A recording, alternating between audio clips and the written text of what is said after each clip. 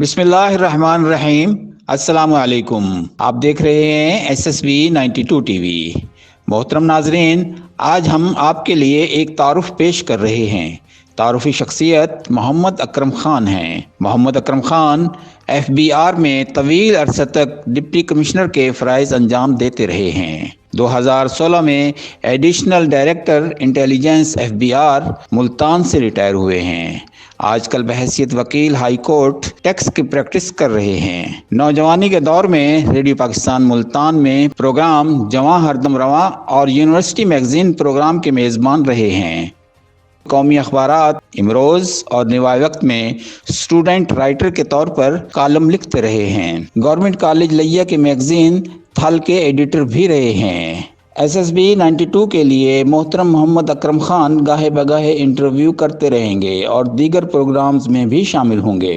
उन्होंने SSB 92 के लिए मुल्तान के मशहूर जर्नलिस्ट रशीद अरशद सलीमी साहब से इनकी याददाश्तों पर मुश्तमिल इंटरव्यू किया है। आइए देखते हैं। अपनी किताब में खासे मुल्तान के वाक़यात और अपने बचपन से लेकर अब तक के वाक़यात लिखे हैं, तो आप मुल्तान के बारे में, ख़ास तौर पर ईदगाह मुल्तान के बारे में या मुल्तान के मौलाना अहमद सईद कादमी साहब के बारे में कुछ बताना चाहें तो बताइए। हाँ साहब, इसमें बात यह है कि मैं जब इमरोज़ अखबार में काम करता था, हमारे चीफ रिपोर्टर वलीउल वाजी साहब थे, तो वो मज़हब की बीट करते थे। मैं अक्सर मुख्तलिफ जो अदबी शख्सियात हैं, मजहबी शख्सियात हैं, उनसे मैं मिलता रहता था। तो 3-4 मरतबा मैं वाजी साहब के साथ अल्लामा अहमद सईद कादमी साहब से मिला। उनसे काफ़ी लंबी सीटिंग रही। इस दौरान कुछ उनके मुरीदैन भी उस वक़्त मौजूद थे। तो उस मौके पर उन्होंने फरमाया कि मैंने वसीयत ये की है कि मेरी वफ़ात के बाद मुझे शादाब कॉलोनी में ही सुपुर्द खाक किया जाए। और दूसरा, मैंने अपने बेटों को ये हिदायत की है, वसीयत में भी जिक्र किया है कि मेरी कब्र जो है वो कच्ची रखी जाए। तीसरा, मैंने ये कहा है कि उसका मकबरा न बनाया जाए। फिर मैंने अपने बेटों को ये भी नसीहत की है कि मेरा कोई बेटा सियासत में ना जाए। तो उसके बाद फिर इस तरह की काफ़ी चीज़ें मेरे ज़ाती इल्म में भी थी। फिर 2000 में सन 2000 में कासम बाग स्टेडियम में सुन्नी कॉन्फ्रेंस हुई, जिसमें मुल्क के नामवर मजहबी रहनुमा थे, उन्होंने शिरकत की।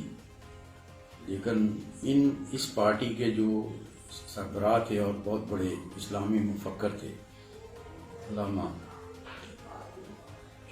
शाह नूरानी साहब, उन्होंने इस कॉन्फ्रेंस का बाज़ अमूर की वजह से बायकॉट किया।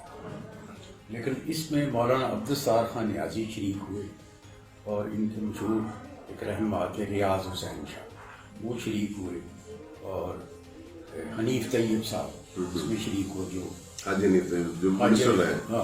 मजहबी उमूर के वफाकी वज़ीर हैं, वो भी शरीक हुए। उसके बाद उन्होंने जर्नलिस्टों के एजाज़ में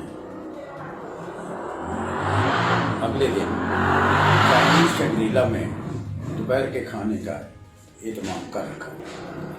मैं उसमें शरीक हुआ। उसमें काफ़ी मजहबी रहनुमा भी थे, जर्नलिस्टों की बड़ी तादाद थी। तो अभी जब खाना भी अरेंज किया जा रहा था, उससे पहले मैंने खड़े होकर काज़मी बरादरान से मैंने कहा, आप सारे भाई इत्तेफाक से इकट्ठे बैठे हैं, तो मैं आपसे चंद एक बातें करना चाहता हूँ। क्योंकि मैं आपके वालिद साहब से कई मरतबा मिल चुका था और उन्होंने जो वसीयत की थी वो मेरे इल्म में थी, और जो मैं अब बताऊंगा वो आप उनकी तरदीद भी नहीं कर सकते। तो ये मैंने ये सारी चीज़ें उसमें रिपीट की कि उन्होंने ये किया था, ये वसीयत की थी। और ये भी मुझे पता चला था कि उन्होंने अपनी कब्र के लिए शादाब कॉलोनी की बैक साइड पे जो कब्रिस्तान है वहाँ लोधी कॉलोनी के एक शख्स मोहम्मद आशिक से 6 मरले अराजी ख़रीद की थी 3,000 रुपये मरले के हिसाब से। 18,000 को पे किया और वो उन्होंने वो भी कर रखे। उन्होंने तो ख्याल था कि ये मुझे यहीं सुपुर्द-ए-खाक किया जाए और साथ एक लाइब्रेरी बना दी जाए जिसमें मजहबी कुतुब रखी जाए ताकि सारे लोग उसको स्टडी करें। लेकिन मैं आपसे ये पूछना चाहता हूँ कि जब उन्होंने ये वसीयत की थी तो आपने उन्हें वहाँ सुपुर्द-ए-खाक क्यों नहीं किया अपने वालिद साहब को, और ईदगाह में सुपुर्द-ए-खाक करना क्यों मुनासिब समझा? तो दूसरा ये है कि उन्होंने जब ये वसीयत की थी कि मेरी कब्र को कच्चा रखा जाए तो आप हजरात को पेरिस से कीमती पत्थर लाकर कब्र पे लगाने की ज़रूरत क्या थी? अच्छा, फिर ये है कि उन्होंने अपने उस पे चीज़ पे भी अमल नहीं हुआ और उसके मकबरे का उन्होंने कहा था मकबरा ना बनाया जाए, आपने मकबरा बना दिया। लड़का सियासत में ना आए तो अपने हामिद सईद साहब सियासत में आ गए, तो उस पर अल्लामा मजहर सईद काज़मी साहब खामोश रहे। लेकिन हामिद सईद काज़मी साहब उठे और उन्होंने अपने पास बैठे हुए एक मोहम्मद शख्स के बारे में इशारे करके कहा कि ये हमारे बुज़ुर्ग हैं। तो इनको 3 दिन तक ख्वाब में एक बुज़ुर्ग आते रहे और उन्होंने फरमाया कि इनको ईदगाह में सुपुर्द-ए-खाक किया जाए। तो वो एक दिन का ख्वाब नहीं था, मुसलसल 3 दिन ख्वाब आता। तो मैंने फिर उनसे सवाल किया कि फिर मैं आपसे ये पूछना चाहता हूँ कि जब तदफीन का मसला तो ये था कि आपके वालिद साहब की तदफीन का मसला था, तो ये ख्वाब जो इनको आ रहा था, मुझे नहीं पता ये कौन साहब हैं, तो आपके भाइयों में से किसी को ख्वाब क्यों नहीं, आपको या आपके भाइयों को ख्वाब क्यों नहीं? एक तो ये है।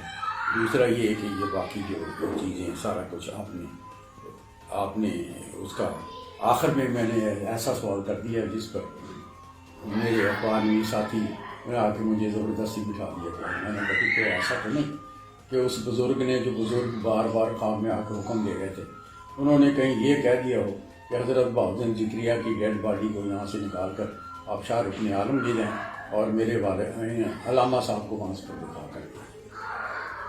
इस पर वो जनाब खासा माहौल कशीदा हो गया और उन्होंने मुझे आकर बिठा दिया। तो उन्होंने कहा कि ये हमारे ये बुजुर्ग कहते रहे साहब। फिर मैंने उनसे ये सवाल किया कि आप तो बहुत बड़े आलिम दीन हैं, तो मैं तो मज़हब के बारे में कोई ज़्यादा इल्म नहीं रखता, मैं सिर्फ ये पूछना चाहता हूँ कि कुरान पाक में इस चीज़ का बार बार जिक्र है कि बाप की नाफरमानी अल्लाह की नाफरमानी और बाप की नाराज़गी अल्लाह की नाराज़गी। अगर ये सारा कुरान पाक में मौजूद है, हमारे सारे हम इन चीज़ों के कुरान पाक की एक लफ्ज़ के हम अब उस पर अमल करने के पाबंद हैं, हमारे लिए वो ये सारी चीज़ें बच ले रहा है, तो फिर आपने अपने वालिद साहब की उस पर अमल क्यों किया? तो पर उन्होंने फिर इन बातों का कोई जवाब नहीं दिया और उसके बाद फिर वो दिन और आज का दिन कई महाफिल में हमारा आमना सामना भी हुआ, लेकिन मेरा उनसे हामिद सईद साहब काज़मी साहब से मिलकर।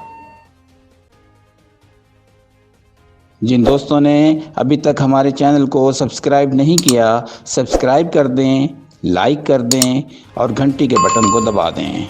बहुत बहुत शुक्रिया। SSB 92 TV।